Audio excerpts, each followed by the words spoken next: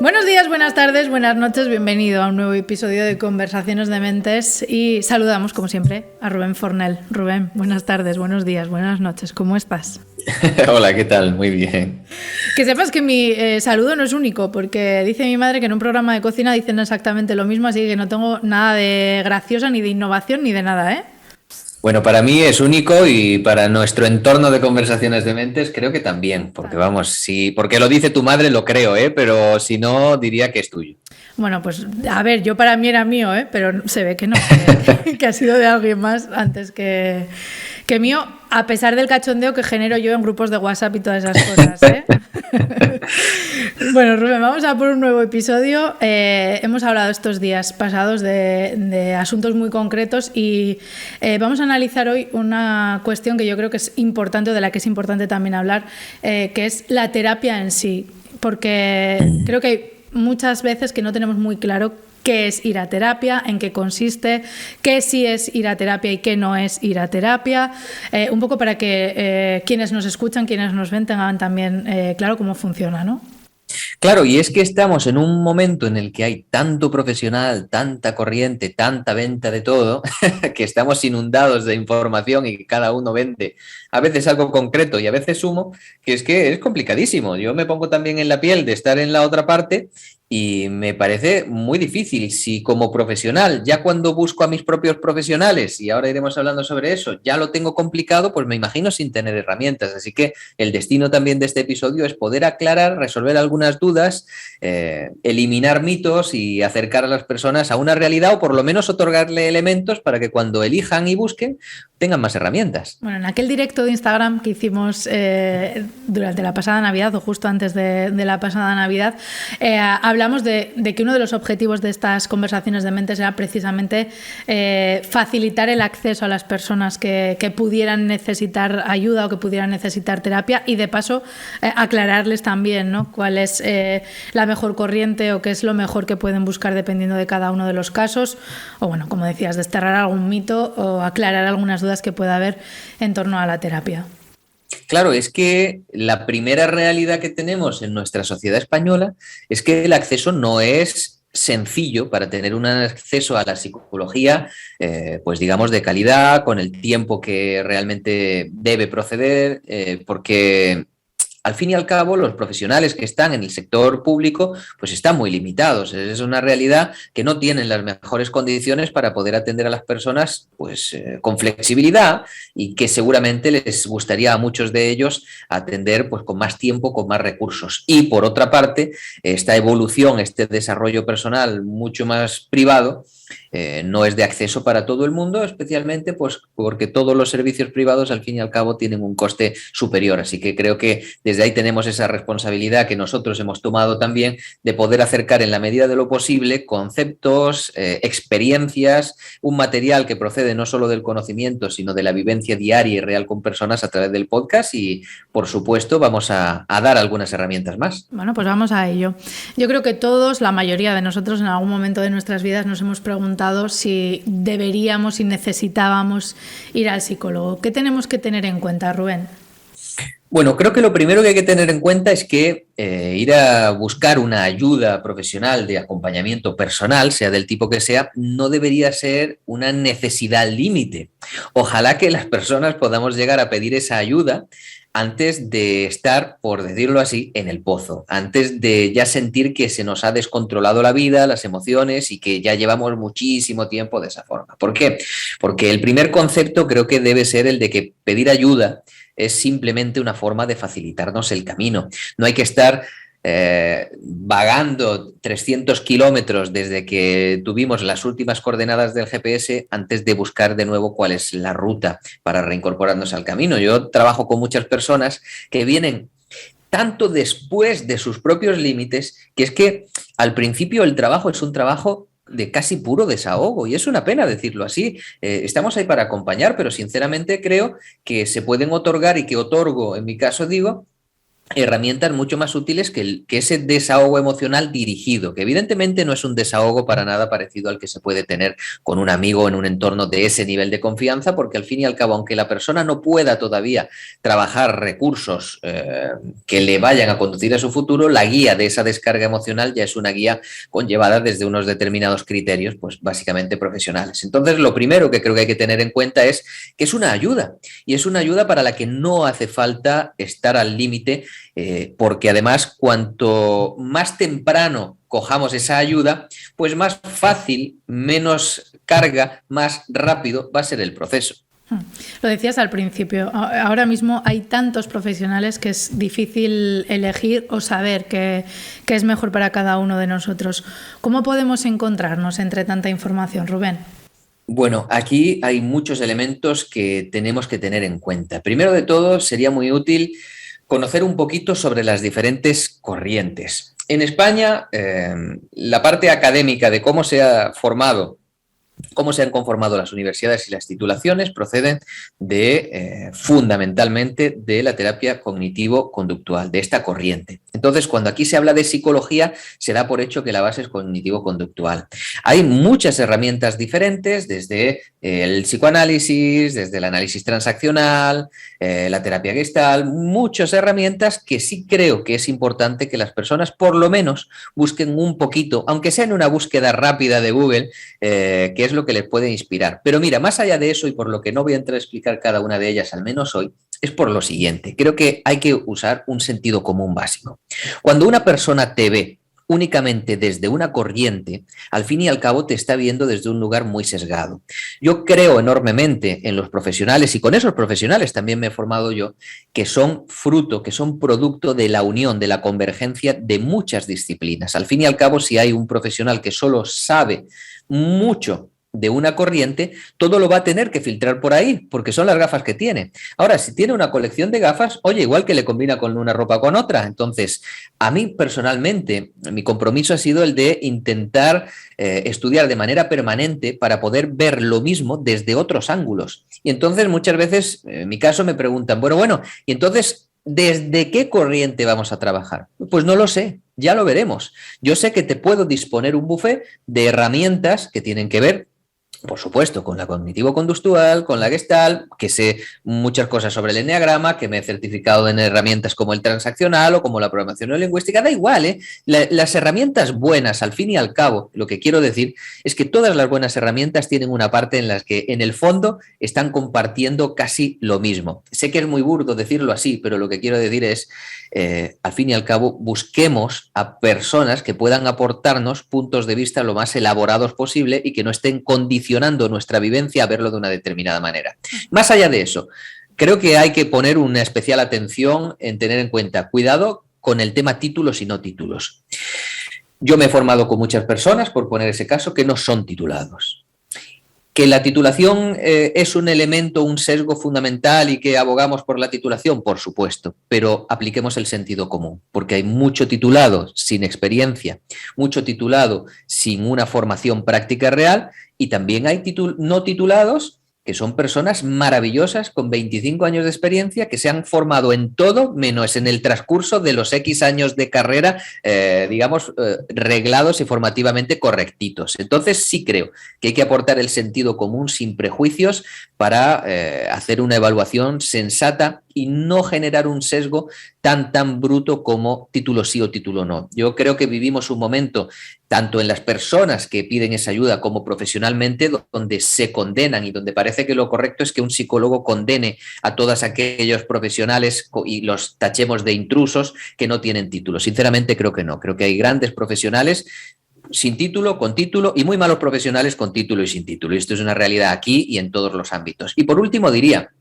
hay que tener en cuenta que no se pueden buscar, que no se deben buscar remedios fáciles. Cuando estamos buscando que a través de la constelación chamánica, de la energía del terapeuta, ya suceda todo aquello que tú llevas 25 años cargando, pues me parece que va a ser difícil. Que si tu sesgo es el del convencimiento pleno y tienes una cierta falacia de creencia hacia la persona, hacia el profesional, pues igual te lo crees. Pero que al fin y al cabo el proceso que deviene de unas sesiones conlleva un trabajo sistemático y conlleva en sí mismo, valga la redundancia, la palabra proceso. Es que hay que ir haciendo algo diferente que se debe integrar en nosotros y entonces remedios fáciles y bombillas encendidas sin más no va a haber. ¿Cómo es una sesión? Bueno, una sesión depende del formato en el que se trabaje, porque hay personas que hacen sesiones de familia y esas sesiones familiares en muchas ocasiones es papá o mamá con el hijo o la hija y entonces porque hay ahí algunas determinadas tensiones y por decirlo de una manera sencilla hacemos una función casi más de mediadores para que puedan darse otros contextos conversacionales, para que se puedan llegar a esos fondos en los que en realidad esas personas están conectadas, aunque la vida, la adolescencia, lo que sea, los haya separado. Y ese trabajo generalmente se hace muy, muy focalizado en la propia sesión, ese trabajo familiar, y cuidando muchísimo que, digamos, se den las condiciones ideales para que no haya enfrentamientos que puedan erosionar ese vínculo familia.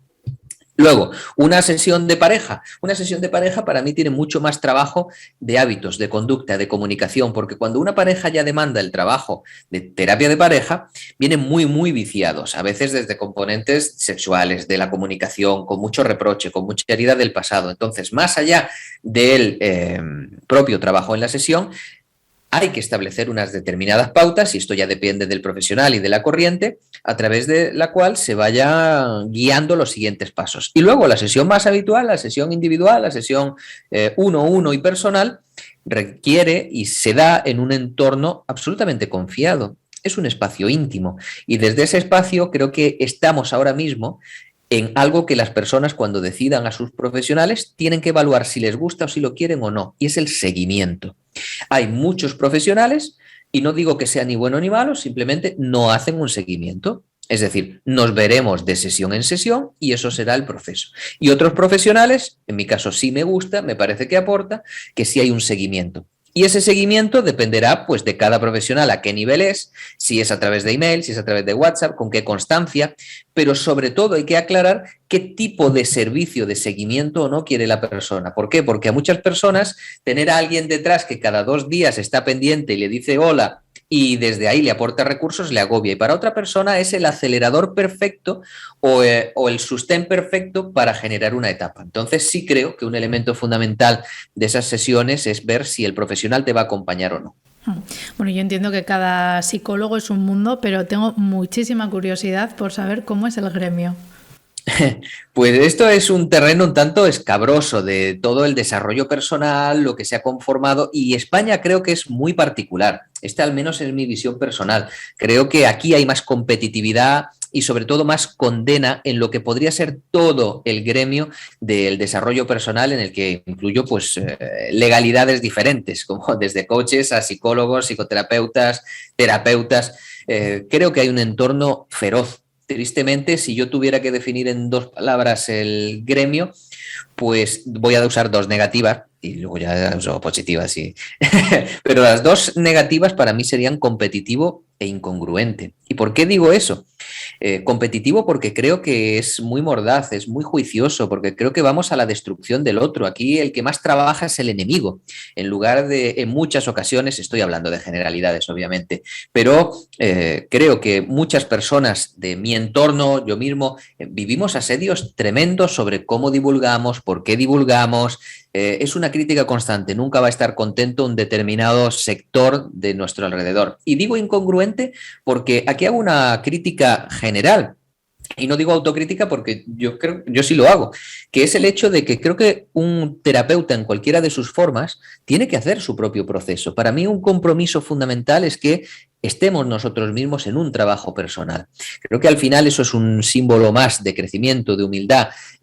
Hay muy pocos psicólogos que vayan al psicólogo, hay muy pocos terapeutas que estén haciendo un proceso también de desarrollo personal, y eso creo que debería ser parte también de algo que, si bien no le vamos a poder preguntar al psicólogo, tú vas al psicólogo, pero sí debería ser parte de ese elemento de conciencia, por lo menos de valor ético. Evidentemente, cuando me preguntas cómo es el gremio, esa es la parte negativa. Sí creo también que, por suerte, y esta es una de las cosas buenas, se está abriendo cada vez más, se está dejando cada vez más en evidencia que hay que hacer un trabajo que nunca procede de una receta, que el trabajo tiene que ser muy específico, que no es suficiente con la carrera, que no puede ponerse una persona a trabajar simplemente saliendo de un centro universitario, que hace falta, como en otros países, como en Francia, muchísimas horas de supervisión, de que haya otro profesional a tu lado guiándote antes de poder llevar las riendas porque puedes hacer mucho daño. Pero digamos, aquí tengo un cierto aroma agridulce, un cierto sabor agridulce en el sentido de que creo que hay demasiada competitividad. Creo que como en muchas otras áreas en España,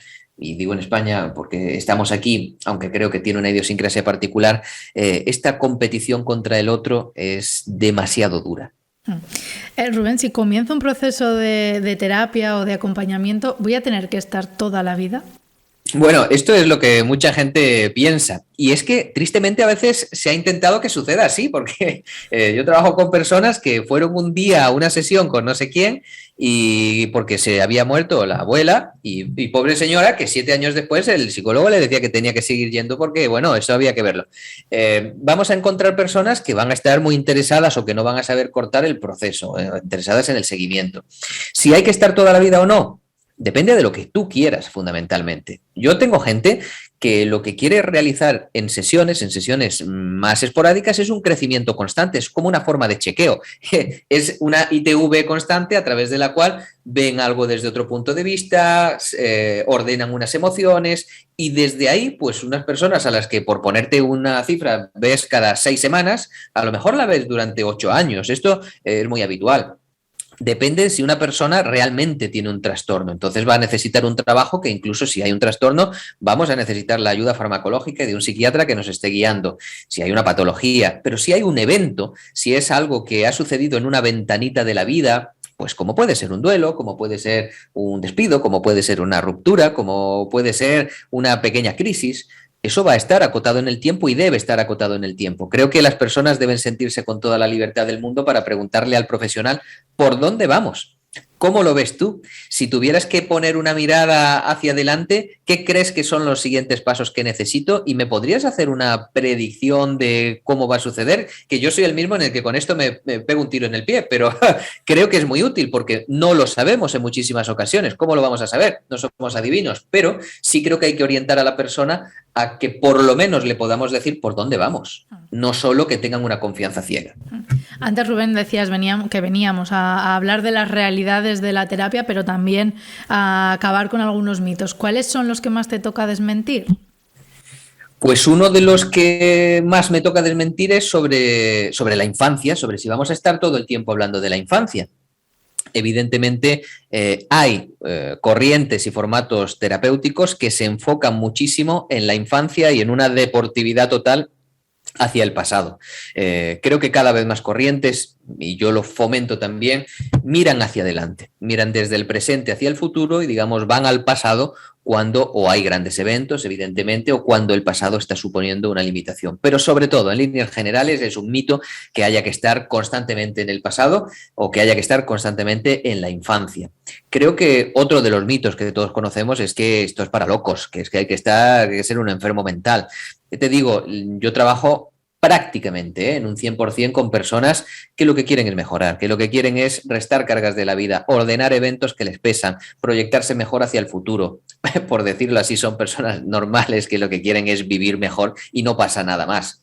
Creo que otro de los mitos es que un terapeuta solo escucha.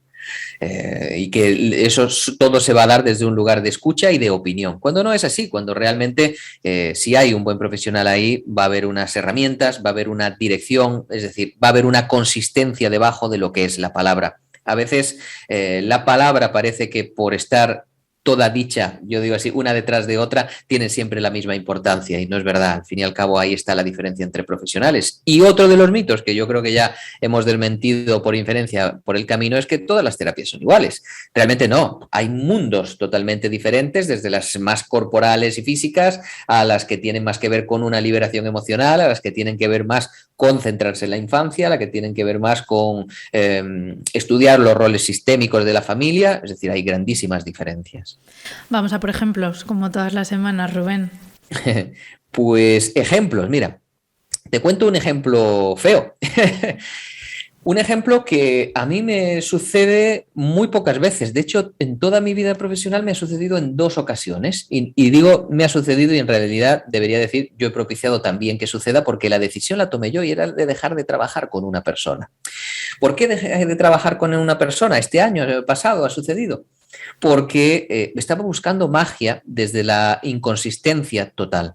Entonces, una persona con la que muy intermitentemente, en el flujo de año y medio, la vi 4 veces, si no me equivoco. Desde ahí nunca había un seguimiento del trabajo, nunca había hacer unas pautas que se podían mandar en beneficio de la persona. Desaparecía, aparecía, no había constancia, no se fabricaba nada y cada sesión era una especie de descarga emocional a través de la cual lo único que se podía suscitar era un bucle. Entonces, en este caso, yo tuve que comunicar el fin del proceso. Tristemente, ya te digo, solo lo he hecho en 2 ocasiones, pues con la idea y ojalá pueda servirle a esta persona para darse cuenta de que unas pautas son muy claras y que hay una guía detrás que necesita ser consistente para que haya un cambio profundo, porque si no, al final, esta persona también estará descontenta. Como te digo, un caso, por ejemplo, el caso de una persona que me contactó por curiosidad y me contactó porque me había visto por redes sociales, pues debe hacer ahora como 1 año y medio. Hicimos una sesión y me dijo, yo la verdad es que nunca esto no ha estado en mi casa, en mi cultura, nunca he destinado tampoco un dinero a hacer estas cosas, no lo veo útil. Y bueno, comenzamos a vernos, empezó a entender bien cuál era el flujo de lo que pasaba, de lo que hacía, a interesarse. Bueno, pues todo esto es que nos vemos semanalmente, es una de las personas más constantes que trabajan conmigo, que además ha comenzado a estudiar psicología, curiosamente, y que ha hecho grandísimos cambios en su vida. Ha cambiado de ciudad, ha cambiado de trabajo, ha cambiado sus círculos, es decir, alguien que entró de manera casual, casi por curiosidad, pues es una persona que al final ha descubierto que un foco de crecimiento que estaba buscando se podía dar en este contexto, que ahora soy yo, y en otro momento pues será otra persona con la que seguir creciendo. Bueno, pues hay esos ejemplos de que hay muchas terapias diferentes, incluso con un mismo profesional, que también puede pasar. Rubén, conversacionesdementes@gmail.com, conversación en nuestro correo electrónico, conversacionesdementes_ en Instagram, tenemos también Facebook y además nos pueden encontrar en un montón de sitios donde se pueden descargar o escuchar o ver nuestros diferentes episodios cada semana, ¿no?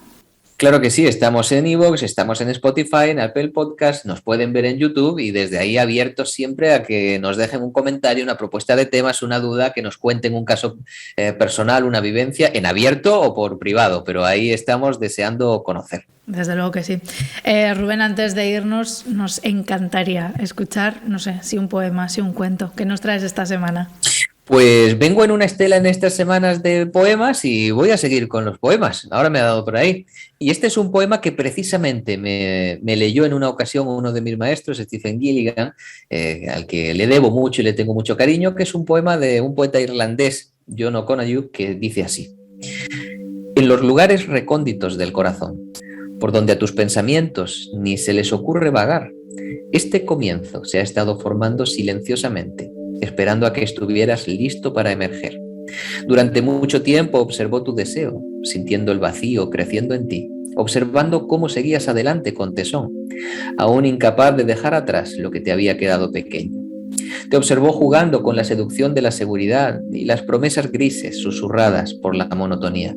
Quédate como eres, no cambies. Oyó las olas de la agitación creciendo y decayendo. Se preguntó si siempre viviría así. Entonces el deleite, cuando se encendió tu valentía y saliste entrando en un terreno nuevo. Tus ojos de nuevo jóvenes con energía y sueños. Un camino de plenitud abriéndose ante ti. Aunque tu destino todavía no está claro, puedes confiar en la promesa de esta apertura. Despliégate en la gracia del inicio, que está unido al deseo de tu vida. Despierta tu espíritu a la aventura. No reprimas nada. Encuentra la facilidad del riesgo. Pronto estarás en casa con un nuevo ritmo, porque tu alma siente que el mundo te espera.